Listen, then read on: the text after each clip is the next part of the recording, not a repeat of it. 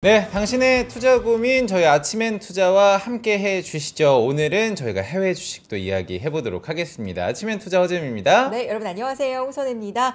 자, 오늘 코스피, 코스닥은 좀 약합니다. 네, 코스피가 0.4%대, 코스닥은 지금 1%대까지 낙폭 키워가고 있는 상황인데 우리가 보통 이제 뭐 약속의 몇 시 이런 얘기들 많이 하시거든요. 뭐 약속의 10시, 네, 2시 뭐 이런 얘기 하죠. 근데 오늘은 시장이 좀 약한 날이어서 그런지 또 지금 코스닥이 또 그 10시에 맞춰서 갑자기 또 낙폭을 좀 키워가고 있어서 이런 부분도 좀 체크가 필요한 것 같고요. 오늘 해외 주식 얘기해 볼 예정이라고 앞에서 알려주셨는데 파월 의장이 증시에 대한 얘기를 했어요. 이번에는 트럼프 리딩방이 아니라 파월 리딩방 쪽으로 파월이 AI 좀 고점이다. 우리 주가 너무 비싸다. 이런 얘기를 하다 보니까 뉴욕 증시도 사실 좀 충격을 받았었어요. 그래서 우리 시장도 글쎄요. 뭐 근데 그거에 대해서 물론 그거 영향 받은 것도 있지만 오를 만큼 올라서 요 정도의 조정 뭐 있을 때가 되지 않았냐. 뭐 이런 평가도 있으니까 오늘 좀 면밀하게 또 이야기 나눠 보도록 하겠습니다. 반도체 슈퍼사이클 썸네일이 요즘에 제 유튜브에서 굉장히 많이 보이거든요.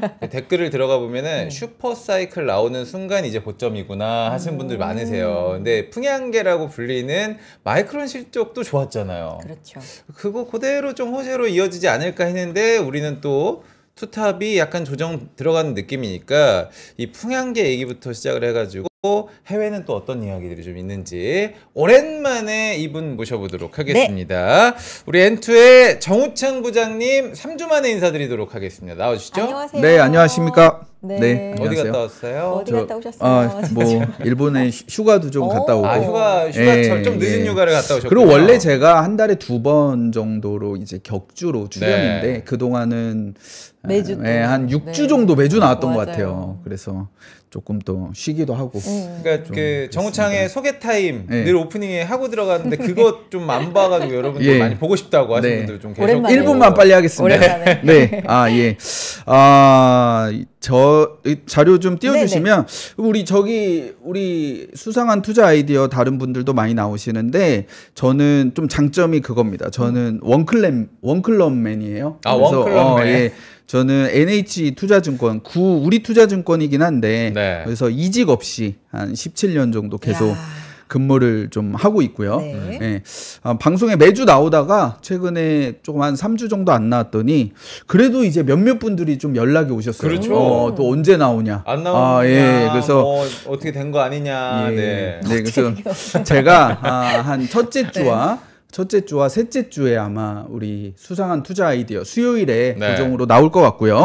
그다음에 뭐 유튜브에 뭐 정우창 부장 치면 또 다른 영상들도 좀 있으니까 다른 방송 얘기는 제가 여기서 할 수 없고 제가 또 고정으로 나오는 또 다른 프로도 있으니까 한번 좀 궁금하시면 한번 찾아보시면 좋을 것 같습니다. 좋습니다. 네, 여기까지 하겠습니다.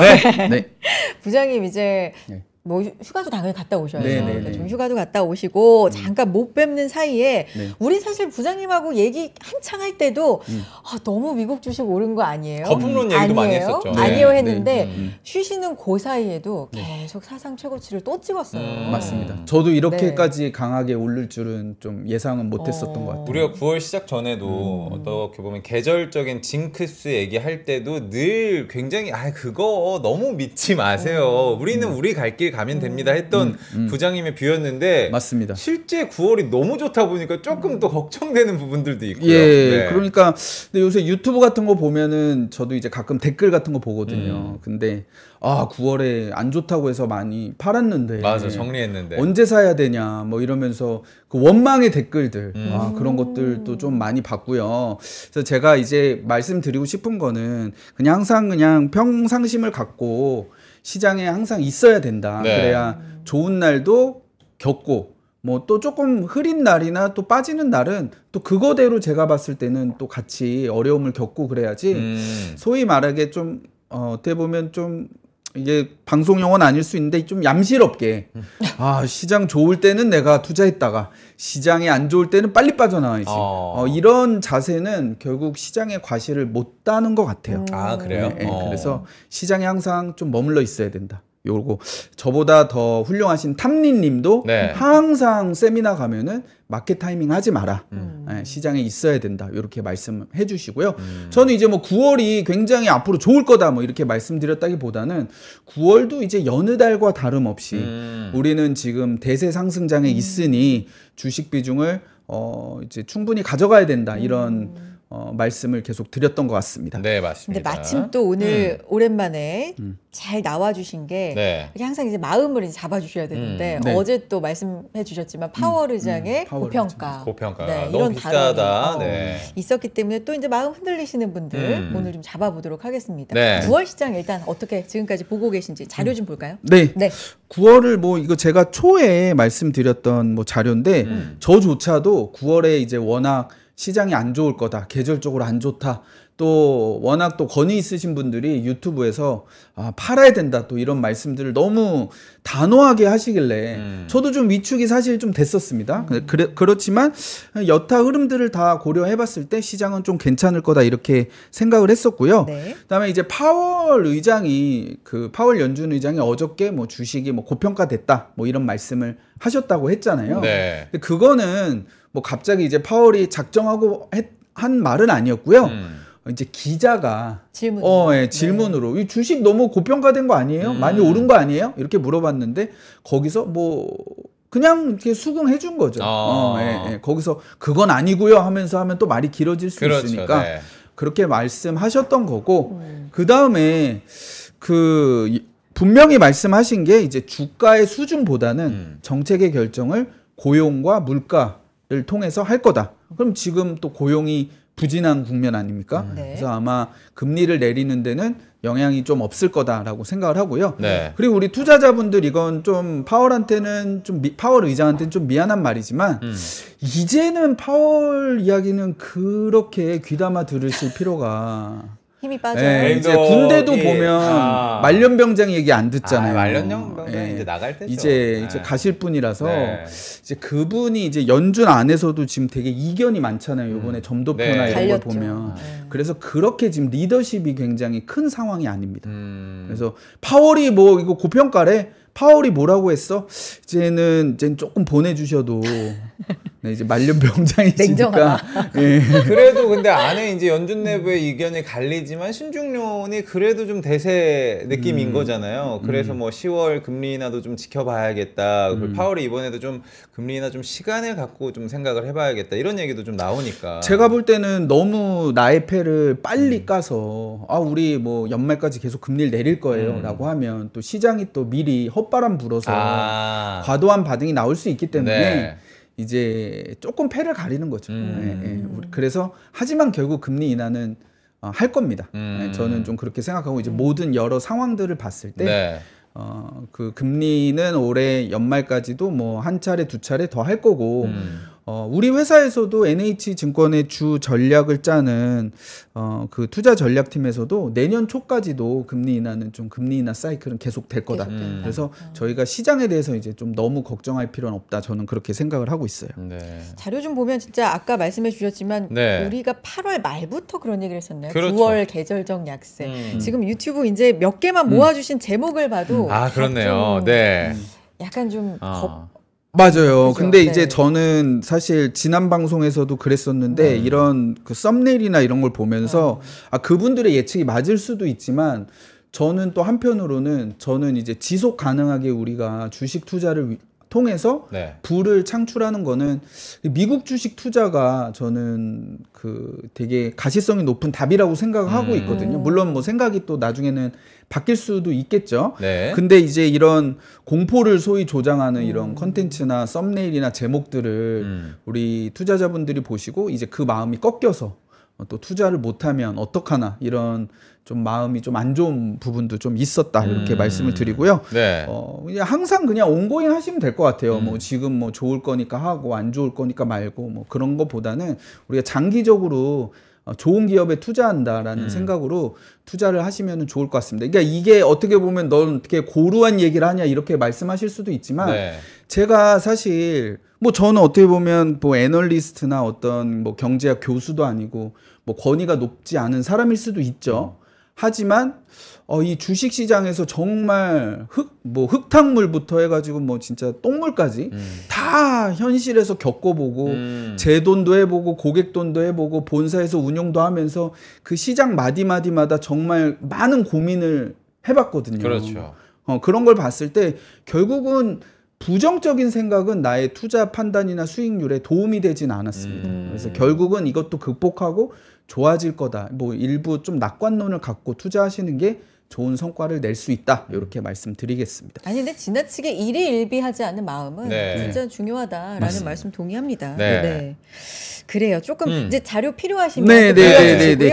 어쨌든 네네 금리 인하라는 이 토대 안에서 우리가 좀 가고 있는 건 맞잖아요. 그러면 과거 금리 인하 보통 하게 됐을 때 시장이 어떻게 반응했는지 이런 부분도 좀 준비해 주셨나요? 좋습니다. 네. 그러니까 시장에 대해서는 오늘 간단하게 네. 2페이지만 말씀드릴게요. 좋아요. 저도 현장에서 그런 이야기를 많이 받습니다. 네. 많이 올랐잖아. 지금 투자해도 돼? 근데 저는 그 질문을 매번 받는 것 같아요. 네. 트럼프가 저러잖아. 투자해도 돼? 그러니까 매번 투자 못하죠. 매번 투자 못하는데 제 자료를 한번 보시면 제가 이번 주 증시가 어떻게 될지 모르겠어요. 그리고 10월달 전략은 제가 아마 다음 주에 나와서 말씀드릴 것 같습니다. 그리고 연말까지 어떻게 될지는 모르지만 우리가 금리를 지금 이제 지난주에 금리 인하했잖아요. 네. 그죠? 금리를 인하하고 우리가 한 6개월, 1년을 우리가 기다려 볼 수 있다라고 하면 지난 과거에 금리가 인하되면서 경기가 확장 국면에 있었다. 침체로 가지 않았던 뭐 여러 사례들이 있습니다. 여기 보면 또 2018년 사례도 있어요. 그때도 네. 비슷한데 다 올랐어요. 주식은. 예, 예. 그러니까 내가 1년 기다릴 수 있으면 금리 인하하는 그 시점부터 1년 후를 기다리면 100% 확률로 올랐거든요. 100% 확률. 예, 예. 네. 그러니까 이게 제가 뭐 9월에 빠지는 거에 대해서 그게 100% 확률이었으면은 의미 있게 봐야 되죠. 근데 제가 지난번에 나왔을 때 55%다. 떨어질 확률 55%, 오를 확률 45%. 근데 그게 정말 통계적으로 유의미한 거냐라고 반문을 했잖아요. 근데 이거는 지금 100%잖아요. 이거는 조금 유의미한 좀 통계 데이터 아닌가? 과거 사례를. 그래서 지금 월가에서도 시장에 대해서 좀 긍정적으로 보고 있는 겁니다. 그리고 그럼 뭐 경제는 어떠냐? 그렇죠. 그러니까 경제가 지표가 너무 많아요. 저도 다 하나하나 보기가 어려워요. 예. 그러니까 우리 투자자분들이 정말 디테일한 것 같아요. 지난번에 나왔을 때 채팅창에 그랬잖아요. 제가 시장이 괜찮을 것 같아요. 그랬더니 영래포 잔고가 맞아, 지금. 그래서 나는 이제 개인 투자자들이 저도 안 보는 그런 영래포 잔고 단기 유동성 차트까지 이렇게 보고 계시는데 근데 이제 미국 경제 우리가 파악할 때 뭐 저도 여러 가지 보지만 그 GDP 나오라고 그냥 구글에서 치면은 사이트로 바로 연결돼서 첫 페이지에서 확인할 수 있거든요. 네. 애틀란타 연은에서 미국의 다양한 경제 지표 발표를 실시간으로 반영을 해서 이번 분기 미국의 경제 성장률이 몇 프로일 거냐가 예측치로 나오고 있어요. 실시간으로. 근데 3.3% 성장입니다. 지금 3분기가. 네. 그러면 금리는 인하하고 있는데 경제는 괜찮은 거잖아요. 그래서 그냥 요거만 좀 포괄적으로 보시면 되지 않을까? 뭐 PMI가 어쩌고 ISM이 어쩌고 필라델피아 뭐가 어쩌고 그거 어떻게 다 봅니까? 그리고 요새 지표가 다 혼재돼 있잖아요. 소비는 네. 잘 나오고 고용은 안 나오고 다 이해하기 어려운데 GDP 나우에서 봤을 때 미국의 3분기 경제 성장률은 3.3%다. 굉장히 양호한 거죠. 그리고 최근의 트렌드는 올해 1분기, 2분기 다 이 GDP 나우보다 실제가 잘 나왔습니다. 오히려. 그런 걸 봤을 때 우리가 금리가 인하하는 사이클이고 경기는 또 괜찮고 또 뭐 제가 하도 장표에 많이 넣어서 이번 주에는 뺐는데 미국의 기업이익이 계속 상향 조정이 되고 있어요. 그러면은 삼박자 다 맞는 거 아닌가? 그래서 중간중간 대세 상승장에도 이런 의심과 의구와 조정과 하락은 뭐 있어요 항상. 근데 큰 틀은 계속 우리가 긍정적으로 봐야 되지 않나? 저는 좀 그렇게 생각을 하고 있습니다. 좋아요. 이제 미국의 골판지 상자 수요가 급감하고 있다라는 기사를 보면서 이게 별걸 다 보네. 야 진짜. 근데 막 되게 안에는 데이터가 이것은 글로벌 금융위기가 왔던 2018년도보다 훨씬 더 빠른 속도로 수요가 적어주고 아니, 있다. 지금 뭐 골판지 안 쓰고 뭐 다른 박스 쓰나 보죠. 뭐 약간 그런 생각도 드는데 실제로 저는 이제 조금 걱정이 되는 거는 아직 데이터로는 확실하게 뭐 쇼크라고 하는 분들도 계시지만 고용에 대해서는 조금 걱정스러운 것들이 있지 않을까. 근데 저는 뭐 그런 말을 하면 무슨 그런 뭐 그런 이상한 말을 하냐라고 말씀하실 수 있는데 저는 이 고용이 안 좋은 게 주식시장에 굉장히 저는 호재라고 봐요. 왜요? 왜 그러냐면 지금 고용이 안 좋은 게 뭐 다 그런 건 아니지만 이 AI로 생산성이 늘어나면서 기업들이 좀 고용을 줄이고 있어요. 그러니까요. 네, 그리고 제가 얼마 전에 뭐 3프로TV에 갑자기 어느 전문가인지 그 되게 유명하신 분인데 기억이 안 나는데 이제 인력을 많이 뽑는 회사는 앞으로 망할 거다라는 썸네일로 3프로 컨텐츠가 있어요. 아, 그래요? 네, 한번 검색해 보시면 이제는 그 소수의 인재로도 충분히 회사가 돌아간다라는 거죠. 그러면은 기업들이 이제 미국에서 가장 비용을 많이 차지하는 게 인건비인데 같은 아웃풋을 내는데 100명을 쓰던 걸 60, 70명으로 된다는 거죠. 그래서 실제로 지금 미국의 대학생들, 공학 연구, 그다음에 IT 전공하는 사람들이 좀 취업이 잘 안 된다고 저도 현지에서 듣고 있어요. 네, 뭐 이직도 정말 힘들고. 근데 기업들 실적은 잘 나오고 매출은 잘 나오고. 근데 고용은 안 좋으니까 금리는 인하하고. 그러면은 기업 이익은 좋고 고용은 뭐죠? 고용 때문에 금리는 인하하고. 그러면은 주식시장이 좋은 거 아닌가? 고용이 또 너무 망가지면 아예 뭐 망가지면 안 되지만 이렇게 슬로우 다운 하는 게 오히려 기업 이익에 서프라이즈를 저는 낼 수 있다라고 생각을 해서 이 AI가 이제 고용에도 영향을 주고 있다. 이렇게 생각을 하고 있습니다. 참 그런 거 보면은 이민 정책이 참 시기로는 딱 적절하죠. 맞아 떨어지고 있다. 이게 그들이 참 뭐 워낙 공부를 또 많이 한 사람들이니까. 아니, 그러니까 유엔 연설에서도 그 이민 정책 강하게 하는 거에 대해서 굉장히 업적처럼 이야기를 하고 각국도 이제 그렇게 해야 된다라는 걸 그렇죠. 지금 유럽이 이민을 너무 무분별하게 받아서 뭐 그 나라의 재정이라든가 사회 혼란, 뭐 이게 국민들끼리 또 분열 뭐 이런 것들이 많잖아요. 그런 부작용을 또 우리가 뉴스로 많이 접했기 때문에. 맞습니다. 지금 채팅창에서도 짚어주셨지만 지금 뭐 재무 씨가 얘기한 그 골판지 같은 경우는 뭐 2016년 이후 최저의 그 박스 출하량이다. 그러니까 이게 혹시 소비가 주는 거에 어떤 그렇죠. 전조가 왜냐하면 아닐까. 포장재의 필수적인 것이다 보니까 그렇게 또 판단을 하더라고요. 근데 한숨을 쉬. 너무 디테일하게 이렇게 걱정하지 말자라는 의미신 것 테무나 같아요. 뭐 알리 못 쓰고 있잖아요 지금. 테무나 알리가 그 뭐 $800 밑으로 그 되게 우리 휴대폰 케이스 같은 것도 그냥 알리나 테무에서 싸게 그 하다가 그거 오면은 정말 요만한 케이스 2,000원짜리 오는데 박스 이렇게 크게 오잖아요. 그거 지금 미국에서 못 하니까 골판지 수요가 좀 줄어들었겠죠. 저도 약간 그렇게 생각하는 게 골판지 수요가 뭐 총량이 줄어든 느낌보다는 미국 내 골판지 회사들의 문 닫는 속도다 보니까 외국에서 좀 들어오는 것들이 많지 않을까. 골판지 얘기는 여기까지. 좋아요. 이제 경제 정확하게 이 큰 그림으로는 이제 2장으로 요약해 주신다고 했고 지금부터 이제 기업 얘기 들어갈 텐데 우리 정호창 부장님 하면 또 어떤 기업 생각나요? 테슬라. 그렇죠. 일론 머스크 얘기를 좀 해봐야죠. 테슬라 뭐 그동안에 좀 반등을 해준 것 같기도 한데 뭐 여러 이슈 뭐 3주 동안 또 안 나오셨으니까 정리 좀 해주세요. 우선은 요새 테슬라 주식이 많이 올라가지고 저도 테슬라 투자를 하고 있는 우리 동료들이나 뭐 이런 이제 뭐 채팅방도 있고 해요. 그래서 많이 올랐다. 뭐 일론 머스크가 뭐 주식을 샀대. 뭐 이제 YTD 양전했다. 뭐 이런 이야기를 채팅방에 쓰면은 그들이 좀 씁쓸해합니다. 저한테 말은 안 하지만 왜요? 뭐 이제 뭐 그 답글도 좀 짧고. 그러니까 뭐 직접적으로 얘기하신 분도 있고 아닌 분도 있는데 좀 많이들 파신 것 같아요. 관심이 조금 실은데. 그래서 실제로 데이터 자료를 보시면 제가 좀 피부로도 느끼고 지금 테슬라는 이제 정고점을 향해 가고 있는데 우리는 지금 많이 던졌다라는 거죠. 이게 9월 13일 기사인데 9월 13일 이후에도 많이 올랐어요. 근데 파니까 급등, 오르는 동안 서학개미 많이 던졌다. 그래서 8월로 보면은 거의 1조 가까이를 우리 서학개미들이 테슬라를 매도했습니다. 매도했고 그다음에 이제 9월 달에도 지금 계속 매도하고 있어요. 그래서 주변에 제가 그렇게 얘기했거든요. 테슬라 몰빵하지 마라. 2배 사지 마라. 말 안 듣고 몰빵하고 2배 사고 했던 분들이 야 많이 올랐어 다행이다 하면 답들이 다 떡떠름한 거죠. 예. 그러니까 뭐 많이들 파신 것 같아요. 못 견디고. 그러면은 이제 서학감이라고 표현해주신 우리 미국 주식 하시는 네. 투자자분들 뭐 많이 산 거예요? 그러니까 자, 뭐 이동이 됐어요. 예, 그리고 보면은 이제 그러면 8월에 많이 팔았는데 저는 이게 또 좀 우려되는 게 9월에는 파는 걸 떠나서 이제 지금 숏에 베팅을 하고 있습니다. 테슬라 숏에 2배짜리 숏을 뭐 이게 지금 달러 기준이니까 뭐 한 1,500억 뭐 이상이겠죠. 한국 돈으로.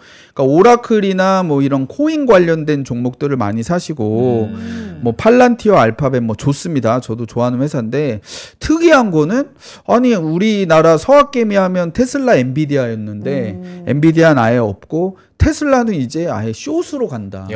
그래서 이게 조금 좀 마음이 안 좋더라고요. 네. 근데 또 지금 주가는 또 많이 올랐고. 근데 이게 정말 죄송한 말인데 일론 머스크의 탓이 저는 크다고 생각합니다. 일론 머스크가 7월 말에 그 어닝콜에서 실적이 잘 나왔거든요. 그래서 초반에 오히려 주가 올랐었어요. 마진율이 오히려 좋았고 그 에너지 사업부나 뭐 이런 거 좋았어요. 자동차 사업부도 마진율이 생각보다 괜찮고. 근데 주가도 시간에서 오르다가 일론 머스크가 그런데 우리 한 몇 분기는 어려울 거야.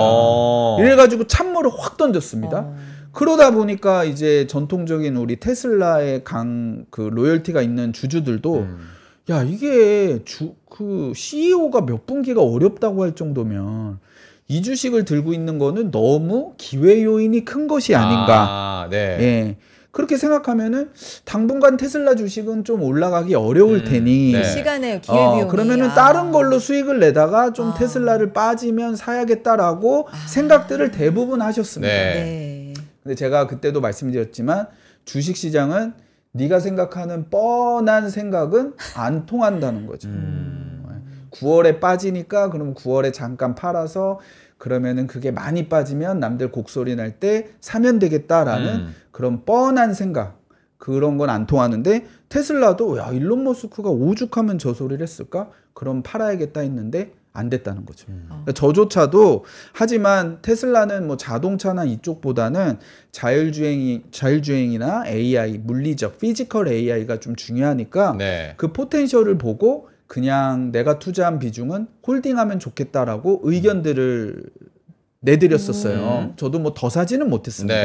근데 이제 대부분 이런 기회 요인에 의해서 실상은 좀 떠났다. 그래서 지금 테슬라가 올라가는 거에 대해서 배 아프고 좀 속상하신 분들이 좀 많은 것 같아서 조금 가슴이 저는 조금 안 좋아요. 그럼 키워드 좀 그렇죠. 좀 직관적으로. 그래서 오늘은 조금 테슬라를 조금 알아보는 시간으로 해서 테슬라에 대해서 우리가 투자를 할 때 이제 테슬라 주가가 좋고 낙관적인 부분이 제가 이렇게 파란색으로 칠해 놓은 부분입니다. 그래서 테슬라는 뭐 아무래도 장점은 사실 일론 머스크라고 할 수가 있죠.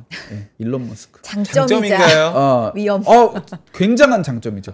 만약에 저 사람 맨날 트럼프랑 저러고 또 쓸데없는 소리해서 주가 빠졌네. 일론 머스크가 차라리 없으면 좋겠다. 그래서 만약에 일론 머스크가 테슬라에서 뭐 하차를 한다거나 CEO에서 그러면 제가 감히 예언하는데 그날 50% 빠집니다, 주가. 50%. 예. 숏에. 그러니까 일론 머스크의 프리미엄이 테슬라에는 굉장히 많이 반영이 되어 있는 겁니다. 그리고 일론 머스크가 떠날까봐 지금 또 막 뒤에 나오는데 보상안도 되게 파격적으로 마련했잖아요. 그러니까 테슬라는 일론 머스크다. 그거는 맞습니다. 근데 일론 머스크는 테슬라는 아니에요. 일론 머스크는 테슬라 하나로 담을 수 있는 그릇이 아니다. 이분은 뭐 스페이스 X도 있고 뭐 XAI도 있고 뭐 하시는 거 많잖아요. 자녀도 10몇 명 되죠. 그래서 이제 부인 한 분이 품을 수 있는 분이 아닙니다. 이분은 다양한 분이시죠. 테슬라의 장점이고 여러 가지로 참 대단한 의미를 주네요. 그리고 이제 가장 걱정은 이제 밸류에이션이 비싸다. 그래서 PER이 지금 한 180배, 뭐 200배 정도 돼서 다른 빅테크들은 한 20-30배 정도인데 테슬라는 뭐 소프트웨어 기업이라서 마진율이 40-50% 되는 것도 아니고 자동차 기업인데 이런 밸류는 말도 안 된다라고 생각하시는 분들도 많고 뭐 최근에 뭐 테슬라 주가가 많이 올라서 유튜브에서도 많이 말씀들을 하시는데 뭐 이런 부분을 약점으로 삼으면서 테슬라 주식 지금 따라 사면 안 돼요라는 방송들이 대다수였습니다. 네네. 그리고 뭐 중국 전기차와의 경쟁이 지금 뭐 치열하다. 그리고 이제 3분기까지 미국에서의 전기차 보조금이 있는데 이제 미국에서의 전기차 판매량이 뭐 한 30에서 40% 되거든요. 테슬라가 이 보조금이 끊기면 이제 큰일 났다라는 거고 탄소 배출권으로 이게 공짜 수익을 취했는데 이게 이제 트럼프가 없앤다. 그래서 계속 축소될 거다. 이런 걱정들이 있고요. 또 다른 편에서는 야 이제는 챗GPT 말고 자율주행이나 로보택시에 AI가 열리는데 테슬라가 거기서 선두주자다 뭐라는 거고요. 그다음에 최근에 AI 데이터 센터도 많이 중요한데 이런 ESS 사업부에서 1등이다 테슬라가. 그리고 또 휴머노이드 로봇. 앞으로 AI의 끝판왕은 휴머노이드 로봇인데 이게 또 중국 애들이 잘하지만 미국에서는 이제 테슬라가 지금 선두로 가고 있다. 뭐 요런 부분이 계속 엇갈리면서 꿈과 현실이 대립되면서 주가가 올라갔다가 또 이게 또 부각될 땐 빠졌다가 이게 될 땐 올라갔다가 이렇게 생각을 하고 있는 거죠. 그래도 이제 장기적으로 봤을 때는 우리 부장님의 뷰는 명이 더 부각이 될 것이다. 맞습니다. 이게 밸류에이션 말씀하시면 제가 논리적이지 않은 대답을 말씀드리겠습니다. 제가 이제 테슬라에 대해서 첫 투자는 2016년에 했습니다. 제가 테슬라에 좀 우리 한국에서는 1세대 투자자예요. 그게 좀 나누더라고요. 1세대 투자, 2세대 투자, 뭐 3세 뭐 걸그룹 제너레이션이 있어요. 테슬라 투자자들 중에. 제가 처음 투자했을 때가 2016년인데 그때도 테슬라는 적자는 아니었어요. 적자 흑자 왔다 갔다 했었습니다. 그때는 퍼가 1000이었어요. 그때는 퍼가 1000이었습니다. 지금 186배? 그럼 밸류에이션이 원래 그때가 훨씬 더 그때도 그리고 그때는 뭐 망하느니 했어요. 이거 망하는 거 아니냐. 그때는 기업의 생존 여부, 존폐 여부가 걸린 시기였고 PER은 1000이었다. 지금은 180배. 그래서 이거는 밸류에이션이 비싸다 싸다 문제는 아니라고 생각하고 저는 요 테슬라의 비전이 되느냐 안 되느냐의 저는 문제라고 생각합니다. 그러면은 실적 좀 한번 여쭤볼게요. 왜냐하면 그 얘기가 좀 많았으니까 이제 경쟁사들이 너무 많아지고 특히나 이제 홈그라운드라고 불리는 미국 전기차 시장에서도 점유율이 40% 뭐 언더로 내려간다 뭐 이런 얘기가 좀 들려가지고 어떻게 보세요? 우선은 그러면은 우리 투자자분들이 테슬라 지금 자동차가 엄청 안 되는데 그래도 자동차 기업이잖아. 매출의 80%가 그렇게 얘기하시는데요. 지금 굉장히 잘 팔려요. 잘 팔려요. 매스컴만 보시면 굉장히 그 왜곡된 시각을 가질 수 있습니다. 자, 그럼 제가 사례를 하나씩 설명을 드릴게요. 8월에서 우리 테슬라 지금 한국에서 엄청 잘 팔리고 있는 거 아시나요? 모르겠어요.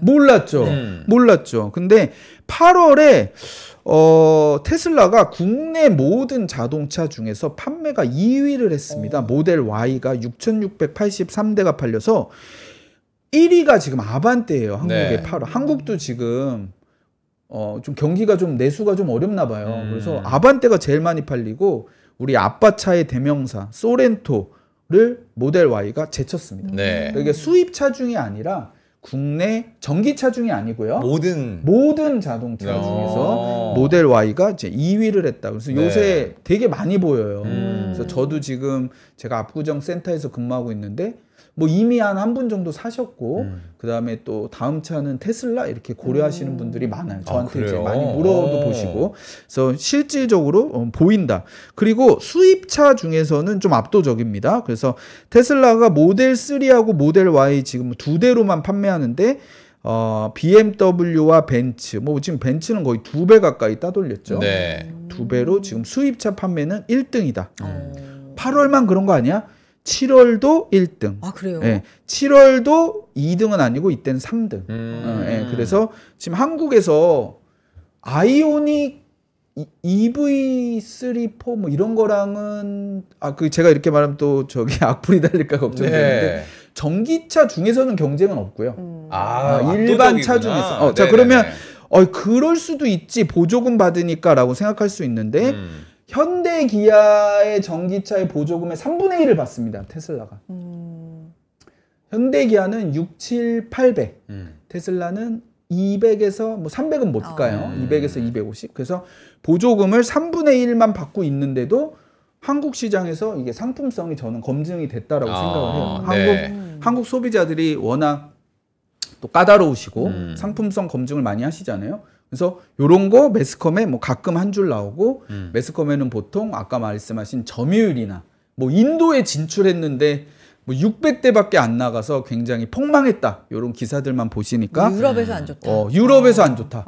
유럽에서 안 좋은 것도 한번 말씀드릴게요. 네. 근데 자 이제 미국 그 테슬라 자동차 판매량은 네. 중국과 미국이 중요합니다. 유럽은 그 한 10에서 15%밖에 안 돼요. 네. 그래서 지금 중국이 이게 제가 어저께 데이터입니다. 그래서 지난주 데이터 중국에서 SUV가 제일 많이 팔리지 않습니까? SUV 전기차 판매량이 1등입니다. 모델 Y가. 모델 Y가. 네. 지난주도 1등이에요.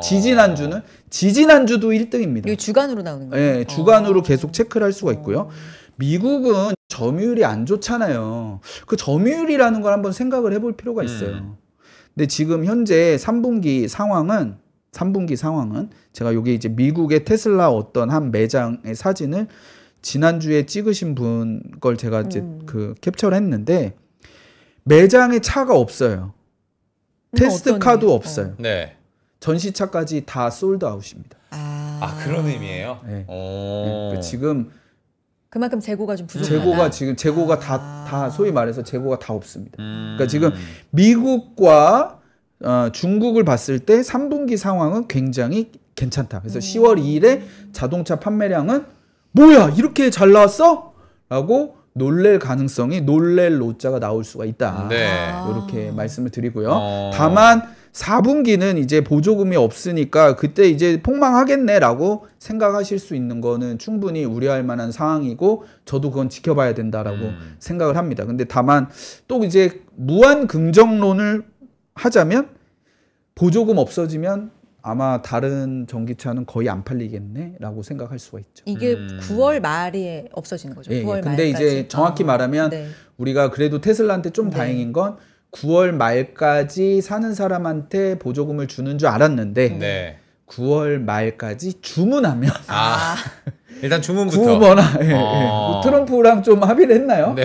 9월 말까지 주문하면. 그래서 제가 생각할 때는 10월에서 11월 한 중순까지도 판매량은 괜찮을 것 같다. 보릿고개는 11월 중순부터 12월까지인데 그때 되면 또 테슬라가 가만히 안 있고 자동차 할인을 하거나 뭐 무한 슈퍼차저를 주거나 FSD 이전을 주거나 아니면 이제 또 저가차가 나올 그 지금 상황이거든요. 그래서 그런 걸로 좀 방어를 할 거지만 다른 전기차 업체들 뭐 그렇지 않아도 지금 뭐 루시드도 힘들고 리비안도 힘든데 뭐 이렇게 말씀드려서 죄송하지만 굉장히 좀 더 힘들어질 수 있겠죠. 앞으로는. 그래서 경쟁자들한테는 좀 더 힘들어질 수 있다. 그 테슬라는 그래도 FSD도 있고 로보택시도 있고 뭐 이런 모멘텀을 이어갈 텐데 전기차만 순수하게 판매하는 다른 업체들은 좀 어려울 수 있죠. 니콜라 망해서 지금 상폐됐지 않습니까? 그래서 그런 부분이 좀 있어서 지금 3분기 판매량은 굉장히 괜찮습니다. 그리고 특이하게 지금 터키 같은 데가 거의 신드롬이에요.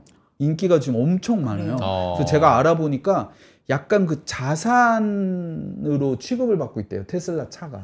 본인 국가의 통화 가치가 너무 하락하니까 달러 베이스된 자산을 뭔가를 사야 되는 거야. 근데 그게 테슬라 차를 사면 나중에 매도도 달러 베이스로 할 수 있기 때문에 이거는 자동차이면서도 부동산처럼 자산이다.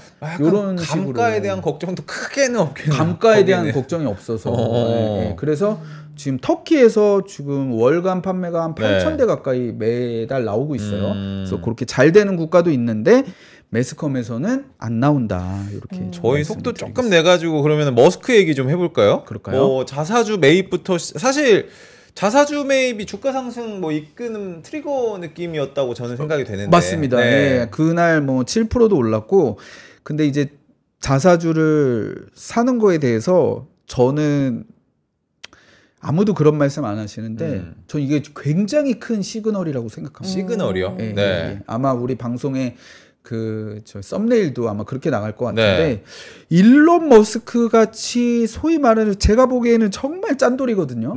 정말 자기 돈 안 쓰는 사람이에요. 이 사람이 뭐 인수할 때도 항상 뭐 이렇게 기업 컨소시엄을 이렇게 해가지고 뭐 인수하고 뭐 이런 식으로 해서 자기 돈 안 쓰는 사람인데 9월 12일에 제가 이게 오키나와에 있을 때였는데 이 뉴스를 보고 저는 진짜 화들짝 놀랐어요. 지금 또 이 사람이 돈을 쓸 때가 많거든요. xAI도 지금 계속 돈 들어가고 다른 계열사들도 지금 돈이 많이 들어가는데 굳이 테슬라 같이 자금 사정이 괜찮은 기업의 주가 그리고 어떻게 보면 바닥에서 많이 올라왔잖아요. 지금 뭐 되게 딥하게 많이 빠져 있는 구간도 아닌데 300불 후반대 390불 정도 됩니다. 여기에서 257만 주를 이게 뭐 100억 1000억이 아니라 1조 4천억을 샀단 말이죠. 이게 미국에서도 CEO가 자사주 매입한 거로는 역사상 최대 규모의 매수입니다. 근데 부장님 그만큼 보상한 가치가 그 얘기가 1,400조를 보상을 받았으니까 그거에서 아직 받진 않았죠. 그러니까 최종 보상안에 대한 이제 생각을 한 1,400조 원 정도 된다고 하니까 그러니까 자사주 매입을 미리 좀 한 거 아닌가? 뭐 주주들한테는 조금 좋은 느낌이죠. 저는 그렇게 생각할 수도 있는데 제가 생각할 때는 저는 굉장한 큰 신호를 전 줬다고 생각해요. 그리고 요 아까 제 자료를 보시면 요건 조금 다른 이야기인데 요 사진 있잖아요. 요 사진 이거 제가 만든 건데 어떻습니까? 이거 직접 또 요게 제가 제미나이한테 일론 머스크가 테슬라 주식을 되게 많은 규모로 산 거를 그림으로 표현해 줘 했더니 저 진짜 그렇게만 프롬프트 줬거든요. 근데 지금 이렇게 테슬라가 흡기를 해가지고 아니 제가 이런 표현 전혀 안 썼어요. 위로 뭐 이렇게 그러니까 일론 머스크가 테슬라 주식을 대규모로 매수한 거를 그림으로 표현해줘. 저 이제 제미나이도 무료 버전 쓰거든요. 거기다 딱 했더니 야 진짜 좋다. 챗GPT는 뭐 이렇게 헤매다가 표현을 못했습니다 이러는데 제미나이가 이제 이렇게 표현을 해줬고 그래서 저는 이 사건을 굉장히 저는 가볍게 보면 안 된다라고 생각을 하고요. 제가 좀 뽕을 넣으면은 좀 안 되긴 하지만 사실 일론 머스크가 2020년에도 자사주를 매입한 적이 있었습니다. 그때는 지금 매수한 거에 한 100분의 1 정도였어요. 우리나라 지금 돈으로 매수한 거에 한 150억 정도 사고 2년 만에 10배 넘게 올랐죠. 그렇죠. 이건 굉장한 신호다. 그래서 저는 이거는 굉장한 신호다라고 생각을 합니다.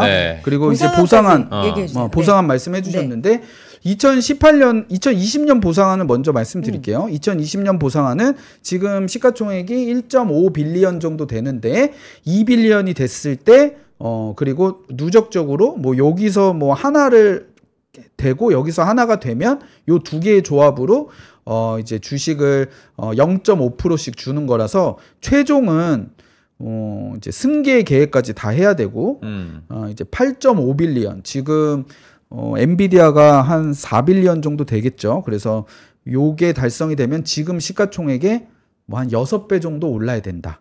그러면 전체 주식의 12%를 줄게. 요 지금 목표입니다. 그러니까 지금 생각하기에는 말도 안 되는 소리 하고 있다라고 생각이 듭니다. 너네가 뭐 시총 1위 갈 거야? 이게 뭐 에비타가 4천억 달러면은 우리나라 돈으로요 500조가 넘는 돈인데 500조를 감가상각정 영업이익으로 달성하겠다는 거잖아요. 지금 되게 미천합니다. 이 실적 그 택도 없어요. 제가 한 50분의 1 될라나? 근데 요거를 하고 주가는 8.5 빌리언 요쪽으로 가게 되면 지금보다 주가는 한 6배 정도 올리겠다. 그러면 그 12%를 가져가겠다. 요렇게 좀 이야기를 하는 건데 이게 이제 10년 패키지긴 합니다. 10년 동안 이렇게 되는 거 아니냐. 그래서 10년이면 또 가능하지 않겠냐. 또 이렇게 생각들을 하시는데요.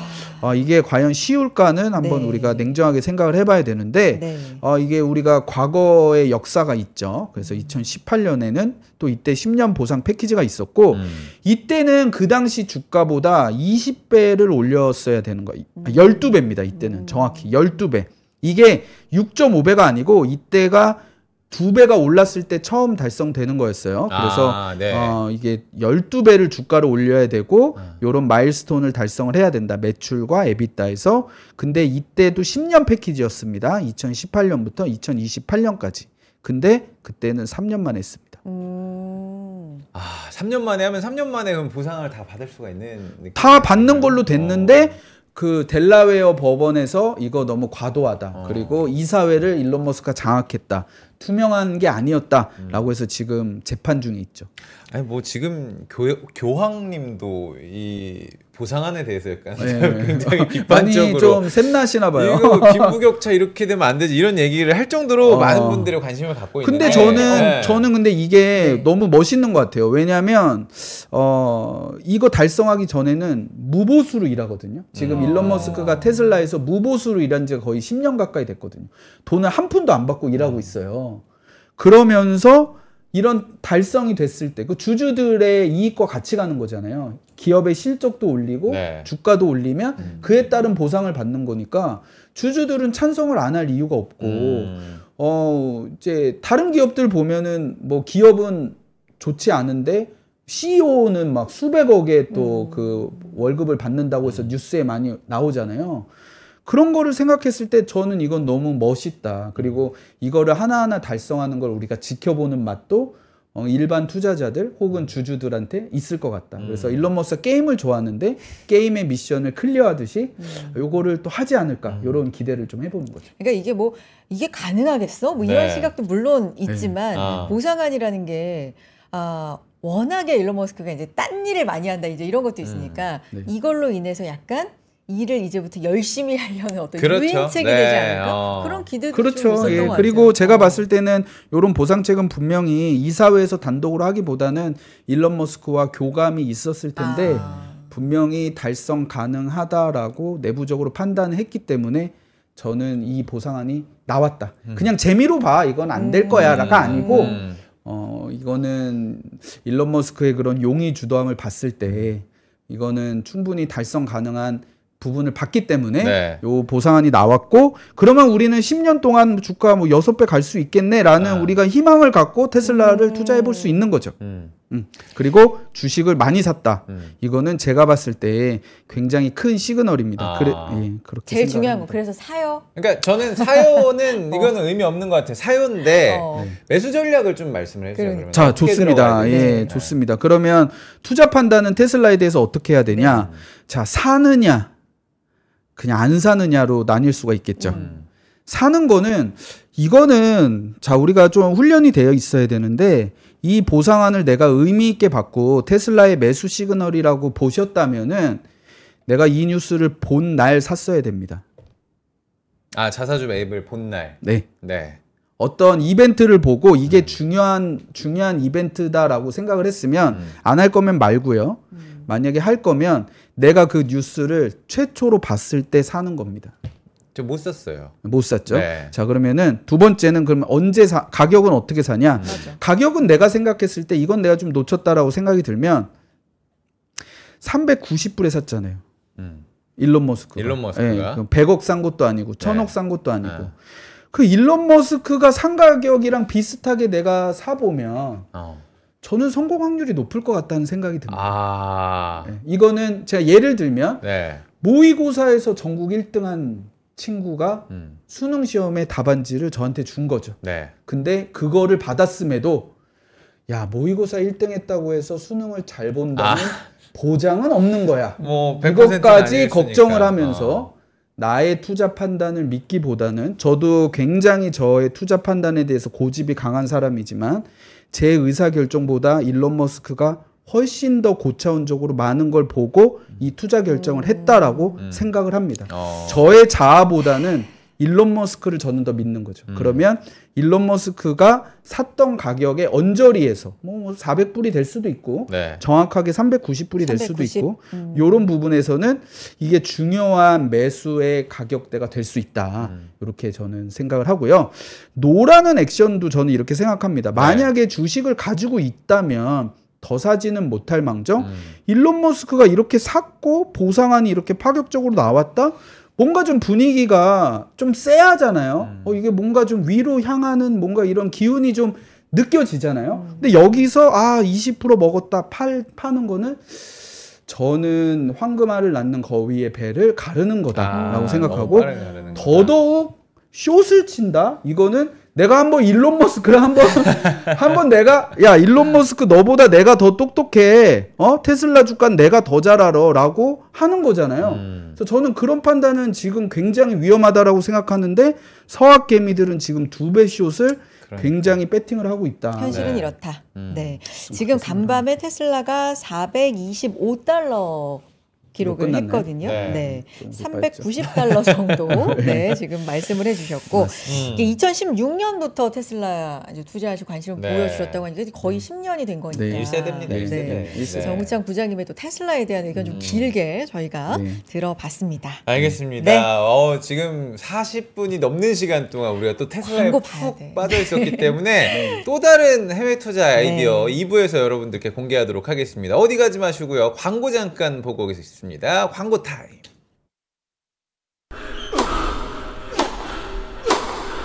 멋있다. 부러운가? 14만 1211번의 스윙과 68개월 27일의 투자로 만들어진 자세다. 나의 테니스도 나의 자산도 투자로 키운다. 나는 투자한다. 나는 성장한다. NH투자증권. 와, 멋있다. 부러운가? 기본기 연습과 스트로크 훈련에 1532시간을 투자해 갖게 된 리듬이다. 나의 드럼도 나의 자산도 투자로 키운다. 나는 투자한다. 나는 성장한다.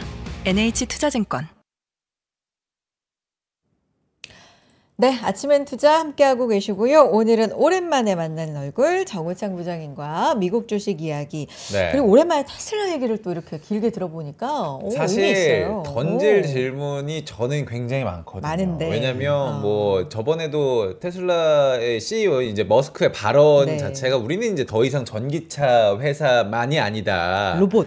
앞으로 로봇이고 이 휴머노이드 로봇에서 이 손가락 기술이 가장 좋은 기술을 가지고 있는 게 또 머스크네 회사 테슬라라고 하니까 맞습니다. 그런 얘기도 많이 좀 여쭤보고 싶은데 일단 또 2부는 저희가 투자 아이디어 점검을 또 해보는 시간이니까 맞습니다. 넘어가 보도록 하겠습니다. 네. 투자 아이디어 뭐 새로운 게 있으신 거 아니면 지난 거 지난주 거를 한번 좋아요. 저희가 보겠습니다. 네. 그래서 제가 이제 매주 나오면은 뭐 한 종목이나 두 개 정도 이제 아이디어를 이제 드리는 거죠. 그래서 요것들은 한번 이제 보시면 여기는 이제 뭐 시장이 뭐 4월, 5월에 비해서 많이 올랐기 때문에 뭐 주가도 조금 많이 올랐고 또 제가 테슬라 최초에 언급했던 4월에 비해서는 78%. 그러니까 제가 관리해 드리는 고객분들은 한 이 가격 비중에서 테슬라를 매입을 하시긴 했어요. 그래서 저희도 뭐 300불, 400불 때는 뭐 사지는 않았습니다. 그래서 저도 제가 목표한 거에 100%를 사진 못했는데 가격은 한 250불 언저리로 했었고요. 그다음에 요 SF 플러스 ETF도 꾸준히 괜찮아요. 그래서 제가 요거는 연금 계좌에서 글로벌 우량주에 투자하기 위한 ETF로 소개를 해드렸고 그래서 뭐 지금도 괜찮다라고 생각을 합니다. 그래서 이런 게 한 5, 6년 보유하다 보면 이게 나중에 5만 원, 8만 원, 뭐 이렇게 10만 원 갈 수 있거든요. 그래서 이런 것들 꾸준히 보시면 좋을 것 같고요. 우리나라 쿠팡도 괜찮고 그다음에 이게 푸드앤라이프가 스시로를 운영하는 기업인데 제가 요번에 일본 가서 스시로를 애들이랑 갔는데요. 너무 맛있어요, 초밥이. 그래요? 가격도 너무 좋고 너무 맛있어서 여기는 그냥 잘 될 수밖에 없겠다. 제가 이렇게 느끼고 왔습니다. 4월 이후에 했던 저 첫 번째 장표에서는 넷플릭스가 가장 좀 못 가긴 했네요. 이유가 좀 있어요. 넷플릭스가 이제 그 4월 달까지 다른 거 빠질 때 좀 안 빠졌었거든요. 안 빠지다가. 그리고 넷플릭스는 언제나 좋기 때문에 시장이 좋고 모멘텀이 있는 주식들이 갈 때 그냥 좀 소외되는 것 같아요. 근데 하지만 넷플릭스 경영진에서 2030년까지 우리가 지금보다 매출 2배, 주가는 2배 반 목표로 이제 내부적인 목표가 지금 공개가 된 상황이니까 지금 가격에서 내가 한 5년 정도 보유할 때 주가 2배 이상을 보고 넷플릭스는 투자할 수 있다. 이 경영진들이 굉장히 보수적입니다. 그래서 요 목표가 나왔다라는 거는 저는 이게 미니멈으로 제시했다라고 생각을 하고 넷플릭스는 뭐 언제든 살 수 있는 주식이다 이렇게 생각을 하고 있고요. 뭐 캐대언 난리 났는데 또 요새 귀멸의 칼날 또 난리 났잖아요. 맞아요. 네. 귀멸의 칼날이 또 다시 보기 열풍이라서 그게 또 넷플릭스에 또 있습니다. 넷플릭스에 또 귀멸의 영화를 칼날이. 보신 분들이 이것도 귀칼 어디서 보지 하고 시즌 1부터 다시 보는. 정주행을 또 그러면 또 넷플릭스. 그리고 알파벳은 제가 빅테크 중에 계속 강조드렸었고 CATL이 또 많이 올랐어요. 그래서 우리가 2차 전지, 한국의 2차 전지도 좋지만 이게 중국이 지금 잘합니다. 그래서 이게 조금 제가 좀 불안한 예감들을 항상 좀 맞아지는 것 같아요. CATL이 계속 독보적으로 가고 있다. 이런 부분 말씀드리겠고요. 그다음에 요쪽 종목들 중에서는 뭐 로빈후드나 뭐 이런 것들 많이 올랐고 로블록스 많이 올랐는데 오늘 이제 애니컬러를 좀 말씀드릴 게 제가 요거 방송할 때마다 요게 맨날 마이너스였어요. 맞아요. 근데 유일하게 맨날 마이너스였어요. 근데 이게 주가가 떨어지고는 있지만 뭐 실적에 대한 부분은 굉장히 기대가 꺾인 부분에 징후가 없었는데 실적이 또 굉장히 잘 나왔습니다. 그래서 뒤에서 소개를 해드리고요. 그리고 최근에 뭐 태양광, 원전도 좋지만 태양광도 봐야 된다. 이거 괜찮았고요. 엔비디아, 메타, 마이크로소프트가 뭐 살짝 좀 부진한 국면인데 저는 오히려 이렇게 눌려 있을 때가 또 좀 기회라고 봅니다. 기회다. 실적이 뭐 나쁘게 나온 부분 전혀 없기 때문에. 그리고 이 탐리씨가 운영하는 ETF, 아크, 캐시우드가 운영하는 ETF 한번 관심 갖고 해보자 했는데 성과가 또 괜찮았고요. 최근에 소개드린 거는 제가 또 리츠, 금리가 인하되니까 리츠 아직은 좀 발동이 안 걸린 것 같은데 저는 뭐 지금부터도 굉장히 저는 긍정적으로 보고 있고요. 주식이 많이 올라서 나는 부담스럽다 하시면 미국 리츠에 대한 대안 투자를 저는 좀 말씀을 드리고 싶고요. 그다음에 MP 머티리얼스라고 이제 히토류 생산하는 기업인데 제가 추천하고 주가가 많이 떨어졌다가 지금 많이 회복이 됐습니다. 그래서 저는 개인적으로 이 종목 이야기할 때 아직은 적자 기업이기 때문에 비중을 적게 가져가시라라고 말씀을 드렸었고요. 주가가 제가 말씀드리고 계속 흘러내렸거든요. 그래서 저는 밑에서 좀 추가 매수를 했었습니다. 실제로. 그래서 지금 실제로는 뭐 제가 말씀드린 가격 부근이지만 제 포트폴리오는 좀 수익이 나 있다 이렇게 말씀드리고 한국 화장품을 말씀드렸는데 한국 증시는 굉장히 많이 올랐는데 이 ETF는 좀 부진한 편입니다. 이유는 두 가지인데 첫 번째는 이제 수출 데이터가 매달 발표가 되거든요. 수출 데이터가 10월 1일이면 아마 또 9월 데이터 발표될 텐데 9월 1일에 발표된 수출 데이터에서 이제 화장품이 늘어나긴 늘어났는데 그전에는 한 15에서 16% 늘어나다가 5% 증가로 둔화가 됐어요. 기대감이 컸구나. 그래서 특히 미국이 좀 줄었습니다. 이게 관세 영향으로 기존에 미리 땡겼던 부분이 그래서 수출 데이터가 안 나오면서 지금 좀 모멘텀이 없고 국내 증시가 반도체 위주로 흘러가다 보니까 화장품에는 좀 관심이 없습니다. 그러다 보니까 그랬지만 저는 그렇지만 실제로 화장품 회사를 운영하고 있는 뭐 CEO 얘기도 들어보고 그다음에 미국 현지에 있는 지인들한테 들어봤을 때 한국 화장품은 지금 굉장히 잘 되고 있다. 요거에 대한 뷰는 여전하기 때문에 포지션은 그동안 계속 유지를 할 생각이고요. 그다음에 뭐 8월에 소니 말씀드렸고 게임이 좋고 귀멸의 칼날 IP가 효과가 있다라고 했는데 소니도 한 7% 정도 어제 기준 올랐고요. 레딧이 이제 우리 AI 수혜 데이터에 대한 수혜를 받는다라고 해서 이제 마지막에 왔을 때 이렇게 말씀을 드렸고요. 이번 주는 제가 월요일 날 복귀를 했어요.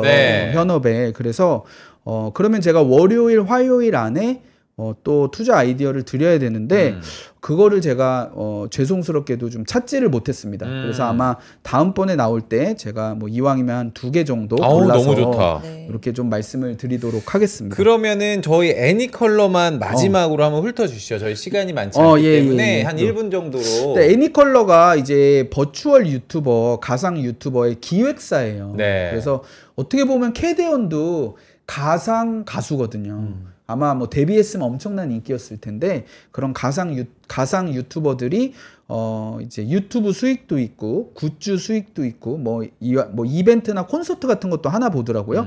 근데 실적은 주가가 좀 제가 말씀드리고 좀 부진해서 저도 걱정을 많이 했는데 제가 방송 쉬는 동안에 실적이 이제 5월에서 8월 분기 실적이 나왔는데 매출이 전년 대비 112%, 영업이익은 157%, 마진율은 한 44% 정도 굉장히 높게 나왔습니다. 네. 그래서 실적은 아무 문제가 없기 때문에 투자 포지션을 유지하는데 아무 문제가 없겠다. 그래서 저는 업사이드 포텐셜이 아직도 높다고 생각하고 계속 포지션을 좀 가져갈 생각입니다. 알겠습니다. 오늘 여기까지 듣겠고요. 부장님 다음번에 또 새롭게 가져오실 아이디어도 네. 기대해 보겠습니다. 컴백하신 거 환영하고 앞으로 좀 자주 봬요. 부장님 알겠습니다. 고맙습니다. 감사합니다. 네. 감사합니다. 네.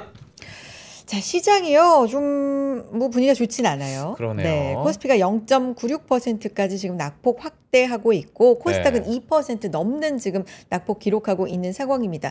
잠깐 삼성전자가 상승 반전했었거든요. 네. 근데 지금은 다시금 1% 가깝게 하락폭 좀 늘리면서 83,000원대까지 지금 내려와 있는 상황이고요. 오늘 같은 경우는 하이닉스도 좀 약세를 보여주고 있습니다. 2%대 약세 보여주고 있는 상황인데 뭐 지수가 오늘 장 초반만 해도 다시금 장중 사상 최고치를 찍었었습니다. 네. 3,497선까지도 올라갔었는데 3,500선까지는 좀 힘이 미치지 못하고 있는 것 같고 오늘 좀 약세를 보여주고 있는데요. 글쎄요, 뭐 채팅창에서는 다음 주 이제 긴 연휴에 그렇죠. 후반에 들어가잖아요. 네. 이게 벌써부터 좀 영향이 있나 하는 분도 계시는데 끝까지 좀 봐야 되겠어요. 아, 추석 때 저는 안 팔 생각이긴 한데 여러분도 어떤 생각 가지고 있을지 모르겠습니다. 네. 저희는 또 내일 여러분과 함께 네. 여러분들의 투자 고민 함께 하도록 하겠습니다. 고맙습니다. 감사합니다.